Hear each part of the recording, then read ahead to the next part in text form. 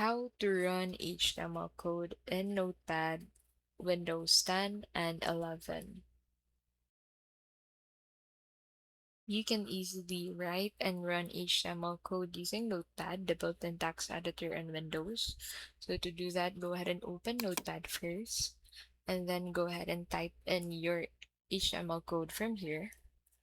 So for example, I want to use this HTML code. Make sure that it is complete with head, body, and the and tag of HTML.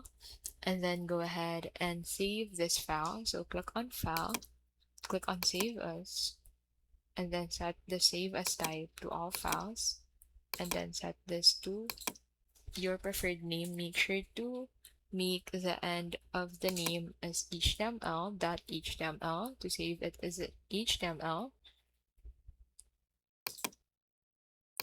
And then once saved, go ahead and try opening it into your files.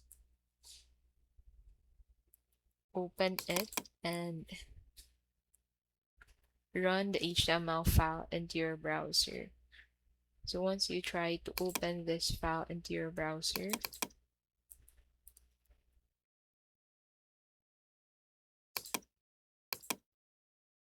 this is how it would look like, which means that you'll see your HTML page rendered.